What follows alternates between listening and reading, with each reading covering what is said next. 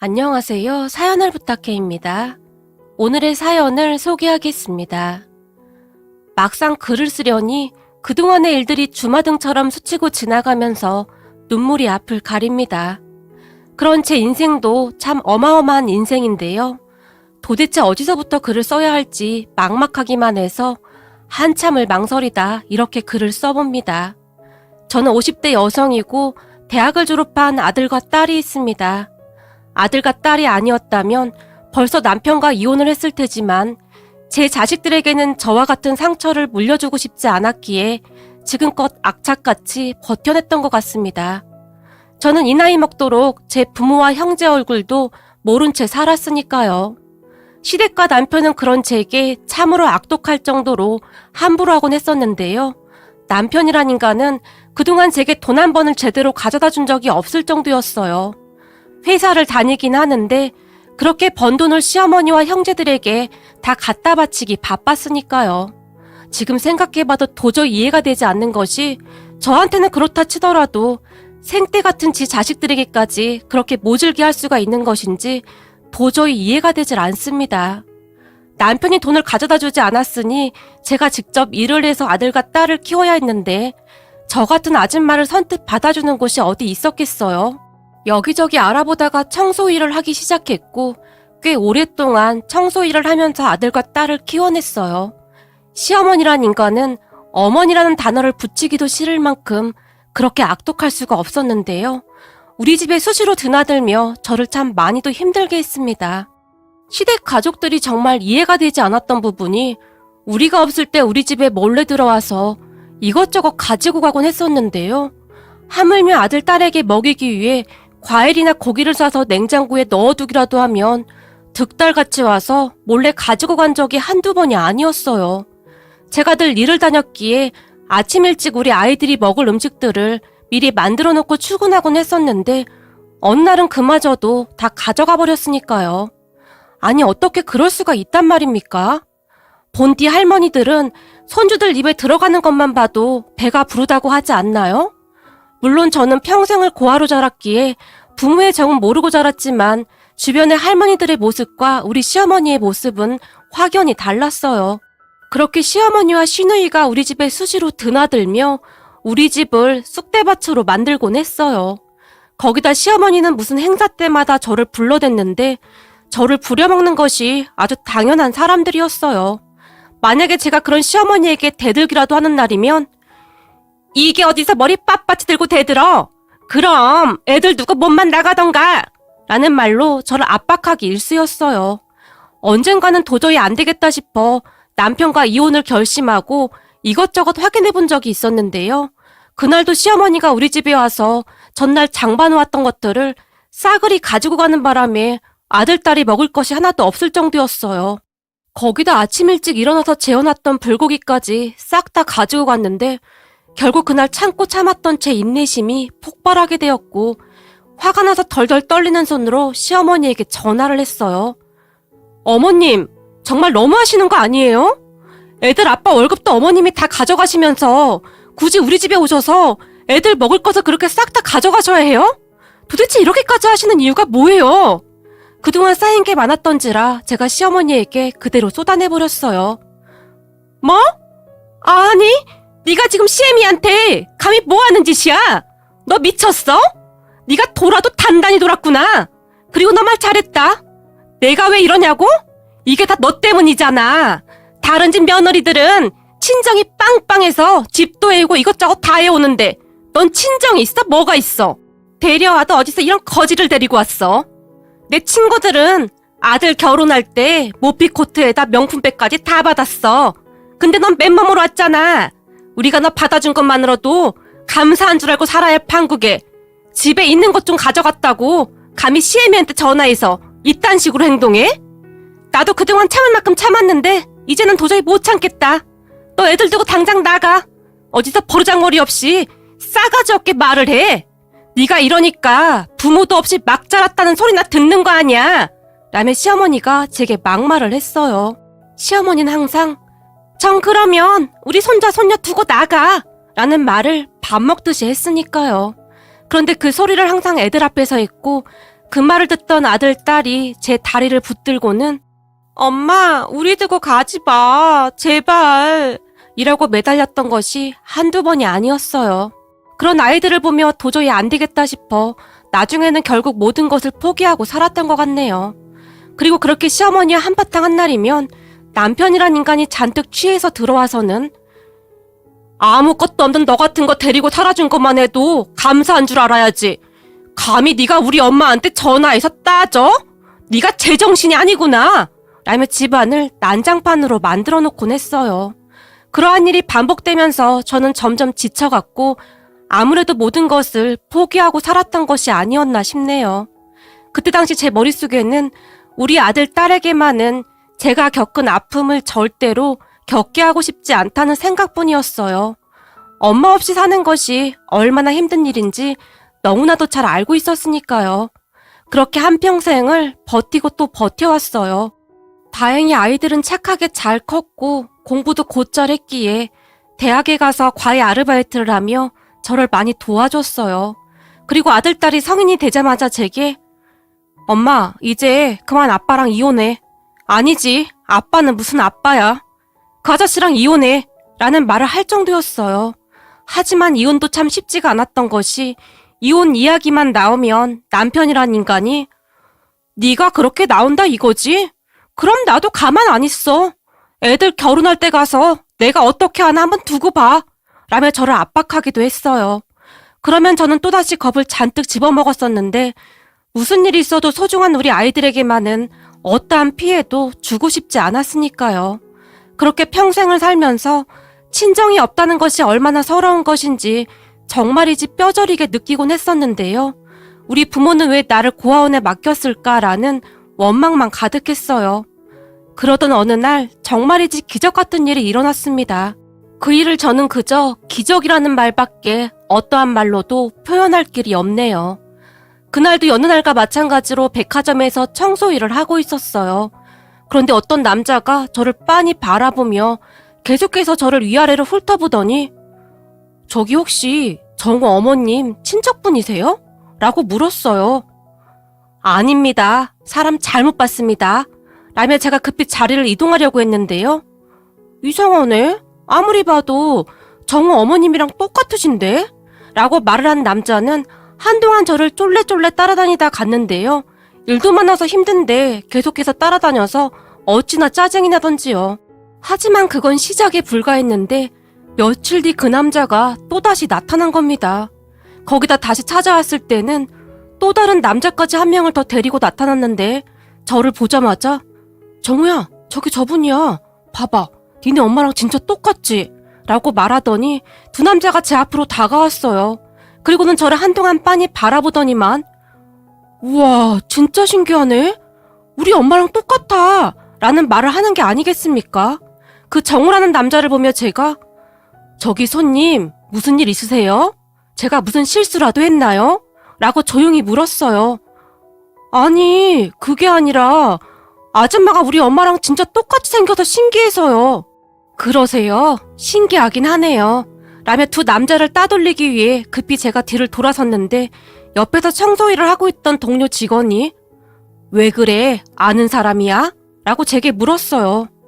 몰라. 며칠 전부터 따라다니면서 귀찮게 하네. 자꾸 누구랑 닮았다는 둥 이상한 소리만 하고 있어. 그나마도 일하느라 힘든데 왜 자꾸 쫓아와서 이러는지 모르겠어. 제가 한숨까지 쉬면서 말했어요. 그러니까 요즘 젊은 사람들은 참 맹랑해. 라며 동료 직원도 한숨을 쉬며 말했고 그 뒤 저는 바쁘게 일하느라 그 두 사람을 그냥 잊고 말았는데요. 그 다음날 그 두 남자가 또 나타났는데 근데 이번에는 둘이 아니고 셋이 나타난 겁니다. 그 모습을 보며 동료 직원이 어이 김씨 아줌마 저 사람들 또 온 거 아니야? 이번에는 3명이 왔네. 올 때마다 사람이 막 늘어나네. 이러다 나중에는 한 10명이 한꺼번에 와서 김씨 아줌마 찾는 거 아니야? 근데 이번에 새로운 여자는 김씨 아줌마랑 닮았네? 아니다. 완전 똑같은데? 라며 놀란 표정으로 저를 바라봤어요. 그 말에 제가 그 여자를 바라봤는데요. 정말로 저와 똑같이 생긴 게 아니겠습니까? 그렇게 제가 그 여자를 한동안 바라만 보고 서 있었는데 그 여자도 넋이 나간 채 저를 바라보고 있었어요. 그러더니 그 여자가 순식간에 제게 다가왔는데 저기 죄송한데 성함이 어떻게 되세요? 라고 제게 물었어요. 저요? 저는 김순심입니다. 그럼 혹시 가족은 어떻게 되세요? 라고 여자가 다시 물었는데 왠지 모르게 여자의 눈이 슬퍼 보였다고 해야 할까요? 네? 그건 왜 물어보시는지? 그리고 제가 그런 것까지 다 대답해야 하나요? 아무리 손님이라고 해도 제 개인사까지 말할 이유는 없다고 생각하는데요. 라고 제가 기분 나쁜 투로 말했어요. 사실 저는 제가 고아라는 말을 그 사람들에게까지 굳이 하고 싶지가 않았거든요. 이렇게 다짜고짜 찾아와서 귀찮게 해드려서 정말 죄송합니다. 근데 지금 그쪽과 제 얼굴이 정말 많이 닮았거든요? 아니, 제가 보기엔 똑같아 보여요. 어쩜 머리 스타일까지 똑같을 수가 있을까요? 저한테는 원래 쌍둥이 동생이 있었어요. 그런데 아주 옛날에 잃어버렸어요. 그래서 말인데 혹시 그쪽이 잃어버린 제 쌍둥이 동생이 아닌가 싶어서 그럽니다. 여자가 제게 또박또박 말하고 있었는데 얼핏 듣기에 여자의 목소리가 심하게 떨리고 있는 듯 했어요. 네? 쌍둥이요? 그게 사실 저는 고아원에서 자랐습니다. 어릴 때 가족들이 저를 그곳으로 보냈다고만 들었어요. 저도 모르게 제 입에서 그 말이 나와버렸어요. 그런 제 말에 그 여자의 눈이 더욱 커졌는데요. 고아원이요? 확실해요? 혹시 다른 건 기억나는 거 없어요? 잘 생각해봐요. 그때 우리 엄마 손잡고 시장에 갔었잖아요? 근데 우리 엄마가 시장에서 돈 계산하던 사이 너가 없어졌다고 했는데 라며 여자가 제 어깨에 손까지 얹은 채 큰 목소리로 말했어요. 저기 죄송한데 저는 아무런 기억이 안 나요. 아무래도 그쪽이 찾는 사람이 아닌 것 같습니다. 제가 급히 말했어요. 그때쯤 주변 고객들이 우리를 바라보고 있었는데 괜한 소란을 피워 관리자에게 혼이나 나지 않을까 하는 생각뿐이었거든요. 하지만 여자가 저를 보며 네 이름은 김순심이 아니야. 난 정은숙, 넌 정은미. 그게 네 이름이야. 여자가 다시 확실하다는 듯이 말했어요. 저기 죄송한데 제가 지금 근무 중이니까 그만하시고 돌아가시죠. 라며 제가 뒤를 돌아섰는데 그 순간 그 여자가 제게 너 허벅지에 큰 점이 하나 있지? 라고 큰 목소리로 말했어요. 아니 그걸 어떻게? 제가 놀라서 그 여자를 바라봤어요. 은미야, 드디어 찾았구나. 우리가 널 얼마나 찾았는 줄 알아? 도대체 어딜 갔던 거야? 네가 시장에서 없어지는 바람에 엄마가 땅바닥에 주저앉아 얼마나 울었는지 알기나 해? 여자가 저를 끌어안고 대성통곡하기 시작했어요.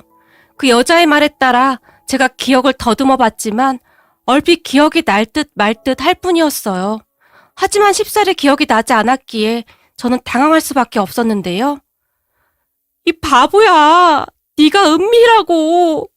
그동안 우리 가족이 어떻게 살았는 줄 알기나 해? 그동안 도대체 어디 있었던 거야? 그 시장을 수백 번은 더 뒤졌지만 널 찾을 수가 없었어. 그 바람에 엄마 아버지는 맨날 눈물바람이었고 도대체 너 어디 갔었던 거야? 라며 눈물만 뚝뚝 흘렸어요. 그런 우리를 백화점에 있던 사람들이 다들 바라보며 웅성거렸고 여자가 조용히 눈물을 닦더니 빨리 집에 가자. 엄마 아버지가 너 기다리고 있어. 라며 제 손을 잡아 끌었는데 넋이 나갈 대로 나간 저는 어떻게 해야 할지 모르겠더라고요. 내가 진짜 쌍둥이라고요? 라는 말이 제 입에서 튀어나왔는데 혹시나 가족이 아니면 어쩌지라는 생각이 가득했으니까요. 잔뜩 기대했다가 만약 아니라고 하면 그 실망감과 좌절감이 더 클 테니까요. 하지만 제 허벅지에 점이 있다는 것은 우리 가족 외에는 아무도 모르는 것이었기에 제 가슴이 마구마구 쿵쾅쿵쾅 거리고 있었어요. 그렇게 저는 회사에 급한 일이 생겼다고 말을 한 뒤 어느새 그 사람들을 따라 나서고 있었습니다.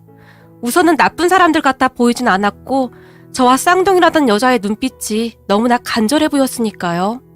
그 사람들을 따라간 집에는 꽤 많은 사람들이 모여 있었는데 한 아주머니가 은미야, 은미야, 내 딸 은미야! 라며 저를 끌어안고 통곡을 했어요. 그리고 옆에 있던 아저씨도 저를 끌어안고 어쩔 줄을 몰라 했는데요. 살면서 그러한 환대는 처음 받아본지라 이 사람들이 진짜 내 가족이라면 얼마나 좋을까 하는 생각부터 혹시나 아니면 난 어떡하지? 라는 생각으로 머릿속이 복잡하기만 했어요. 하지만 제게 엄마와 아버지라고 하는 분들은 제 손을 한시도 놓지 않은 채 도대체 어딜 갔던 거야? 잘 기억해봐. 우리가 나중에 확인해보니 네가 어딘가로 뛰어가는 걸 본 사람들이 있던데 엄마가 절대 엄마 옆에서 떨어지지 말라고 했었잖아. 라며 엄마가 다시 눈물을 흘리다가는 그래도 얼마나 다행이니 우리가 눈 감기 전에 널 만나게 되다니. 감사합니다. 감사합니다. 잘 왔다 은미야. 아주 잘 왔어. 고맙다 고마워. 엄마가 저를 끌어안고 눈물만 흘렸어요. 그런 엄마를 보며 저는 기억이 하나도 안 나요. 그래서 혹시 찾는 따님이 제가 아닐 수도 있는데 라고 말을 하고 있었는데요. 아니야 엄마 분명히 맞아. 허벅지에 점도 있대. 그리고 얼굴도 나랑 완전 똑같잖아. 아니 어떻게 머리 스타일까지 똑같냐? 가족들이 아니면 못 알아볼 정도야. 분명히 쌍둥이 동생이 맞아. 저와 쌍둥이라는 여자가 상기된 표정으로 말했어요. 그렇게 어안이 벙벙해져 있던 제기 엄마가 네 방이다. 우린 널 한시도 잊은 적이 없어. 라며 안쪽에 있는 방으로 들어갔는데요. 방 안의 모습을 보며 저는 벌어진 입을 다물지 못했답니다. 세상에나 방이 말이죠. 마치 사람이 살고 있는 것처럼 그렇게 꾸며져 있었는데 하물며 핑크색 옷장에는 나이대별로 예쁜 옷까지 가득했어요. 그걸 보며 제 눈에서 눈물이 쉼없이 흘러내렸고 그런 저를 보던 엄마가 이 엄마는 언젠가는 네가 돌아올 줄 알고 있었다. 그래서 네가 돌아오면 언제라도 쓸 수 있도록 정리해 둔 거야. 근데 왜 이렇게 오래 걸린 거니? 우리가 널 얼마나 기다린 줄 아니? 라고 다시 저를 끌어안고 눈물을 흘리셨어요. 알고 보니 제 쌍둥이 언니의 옷과 물건을 사면서 항상 제 것도 같이 샀더라고요. 그러한 것을 보며 부모님이 잃어버린 딸을 얼마나 기다렸는지 한눈에 봐도 알 수 있었어요. 그리고 그 순간 제 마음에서는 부디 이 가족들이 찾는 딸이 나였으면 얼마나 좋을까라는 생각으로 가득했는데요. 제 마음속은 여전히 불안했고 살면서 단 한 번도 그러한 사랑을 받아본 적이 없었던지라 어찌할 바를 모를 정도였어요. 그렇게 우리는 한동안 대화를 나눴고 전 제가 버려진 줄 알았어요. 우리가 살던 고아원에서는 다들 그렇게 알고 살거든요. 제가 눈물을 펑펑 흘렸어요. 가족들은 이미 제가 잃어버린 딸이라고 확신하고 있었기에 유전자 검사 같은 것도 원치 않을 정도였지만 제가 우겨서 결국에는 유전자 검사를 하게 되었어요. 정말이지 저는 너무나 간절했기에 모든 것을 확실히 하고 싶었거든요. 얼마 뒤 검사 결과가 나왔는데 역시나 가족이 맞았고 저는 엄마 품에 안겨 얼마나 울었는지 모르겠습니다. 엄마 아버지는 한시도 제 곁을 떠나지 않을 정도였는데 잠을 잘 때도 저를 데리고 잘 정도였어요. 그리고 우리 아들, 딸도 부모님 집으로 데리고 왔고 우리는 평생 느껴보지 못했던 행복을 느끼며 지내고 있었어요. 아들, 딸도 외가 가족들이 생긴 것을 참 좋아했는데 그동안 친가 가족들의 개차반 같은 모습만 봐오다가 따뜻한 외가 가족들의 말과 행동에 어쩔 줄을 몰라 할 정도였어요. 그렇게 나중에 알게 된 사실인데 우리 부모님 집이 엄청 부자였더라고요. 처음 집에 왔을 때는 어안이 벙벙해서 잘 느끼지 못했는데 집도 엄청 으리으리했고 아버지는 사업을 하고 계셨고 오빠와 형부는 둘 다 의사라고 했어요. 그 바람에 우리 인생도 완전히 달라졌는데요. 우선 우리 아들은 하고 싶다던 대학원 공부를 더 할 수 있게 되었고 우리 딸도 집안 형편이 어려워서 못했던 것들을 마음껏 할 수 있게 되었어요. 어느 날 아버지가 우리 아들을 앉혀놓고는 나중에 경영 수업 받고 이 할애비 사업 이어받을 생각해. 우리 집안은 다들 의사 한다고 저 모양이야. 그래서 내가 고민이 많다. 근데 아주 잘 됐어. 내가 알아보니 학교 다닐 때 공부도 잘했더구나. 그러니까 열심히 배워봐. 이 할애비가 이제는 나이도 많아서 힘들구나. 라고 말씀하셨어요. 그렇게 우리 아들은 가족들의 응원 속에 아버지의 일을 배워나가기 시작했어요. 그러던 어느 날 남편이란 인간이 전화를 해대기 시작했는데요. 사실 그동안 남편이 집에 자주 들어오지도 않았던지라 우리가 한동안 집을 비운 사실도 잘 모르고 있었던 모양인데 뒤늦게 알고 전화를 했고 제가 전화를 받았더니 다짜고짜 입에 담지도 못할 막말을 해댔는데 저도 모르게 옛 습관이 나와서 움찔하고 있었어요. 그런데 그러한 모습을 보던 제 쌍둥이 언니 얼굴이 굳어졌고 그동안 힘들게 살았다는 소리 들었어.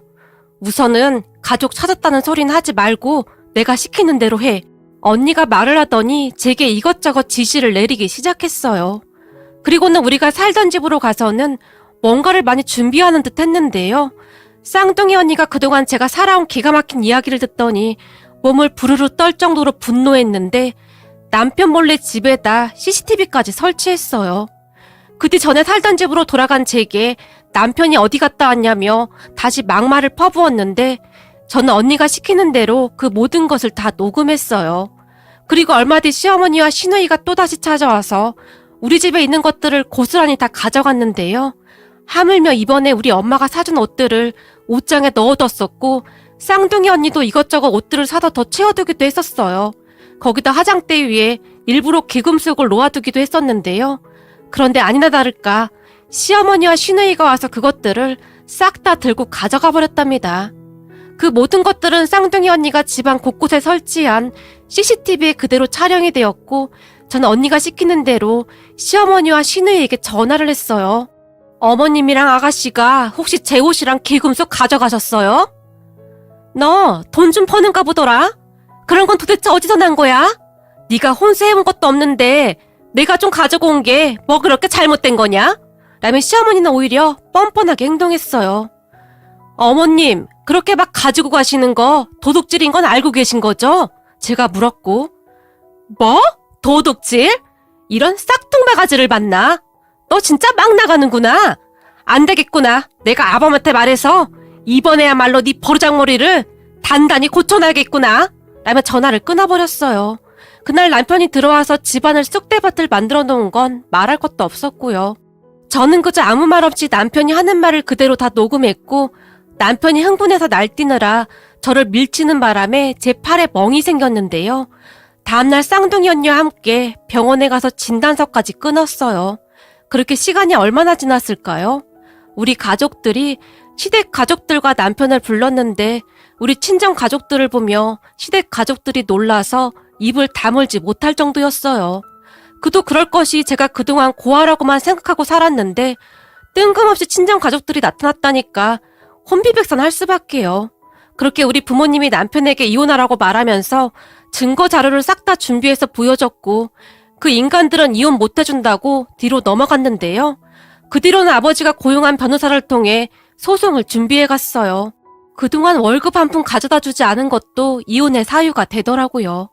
제가 무지해서 당하고만 살았는데 가족들이 있으니까 아주 든든했어요. 그런데 그렇게 이혼 소송을 하고 있던 와중에도 참 기가 막힌 일이 일어났는데요. 시어머니와 시누이가 우리 부모님 뒷조사를 한 모양인데 우리 친정이 잘 산다는 것을 알고 들러붙기 시작했거든요. 어느 날 두 모녀가 용서를 빌고 싶다며 우리 친정에 찾아와서 무릎까지 꿇고는 울며 불며 생쇼를 해댔는데 두 모녀가 하는 짓을 차마 눈뜨고 못 보겠더라고요. 물론 우리 부모님은 들은 척도 하지 않았고 엄마가 두 모녀를 보며 당신들 지금 단단히 착각하고 있는 모양인데 이혼은 당연한 거고 우린 지금 우리 딸 그렇게 만든 거 병원 진단서까지 끊어서 우리 변호사한테 고소 준비하라고 해놨으니까 그 준비나 해야 할 거야. 우린 절대 합의 같은 거 없으니까 그렇게 알고 있어. 라는 말만 할 뿐이었어요. 결국 저는 남편과 이혼을 하게 되었고 남편이 제게 무릎까지 꿇면서 빌고 또 빌었지만 저는 콧방귀도 뀌지 않았답니다. 아이들도 남편이라면 치를 떨었던지라 쳐다보지도 않았고요. 그 와중에도 남편은 애들 결혼할 때 내가 찾아가서 깽판 쳐놓을 테니까 그런 줄 알아 라며 저를 노려봤지만 당신이 아직도 사태 파악이 안 되는 모양인데 난 이제 당신이 알고 있는 옛날의 김순심이 아니야. 난 이제 정은미야. 그러니까 사태 파악 좀 제대로 해라. 그리고 제발 깽판 좀 쳐줘라. 내가 지옥 입구가 어떻게 생겼는지 보여줄 테니까 왜냐면 저도 지지 않고 남편을 노려봤어요. 그 뒤 시댁 가족들과 남편을 다시 본 적은 없었는데요. 우리 친정 가족들에게 호되게 당한 뒤로 많이 놀라긴 놀랐던지 우리에게 2번 다시 얼씬도 하지 않더라고요. 우리 부모님이 고용한 변호사가 아주 일 처리를 확실하게 했더라고요. 친정 없다고 그렇게 무시하더니 아주 꼴 좋다 싶었어요. 그리고 우리 아들은 현재 우리 아버지 회사에서 열심히 일을 배우고 있고 딸도 그동안 못 해본 것들을 하느라 아주 바쁘게 지내고 있답니다. 저는 요즘 가족이라는 말을 할 때마다 가슴이 벅차오르는데요. 매일 아침 눈을 뜰 때마다 혹시나 꿈이 아닐까 하는 생각마저 들어 아침마다 볼을 꼬집어 볼 정도랍니다. 이제부터는 우리 가족들과 행복하게 살았으면 좋겠습니다. 오늘의 사연은 여기까지였습니다. 즐겁게 보셨다면 구독, 좋아요 부탁드립니다. 고맙습니다.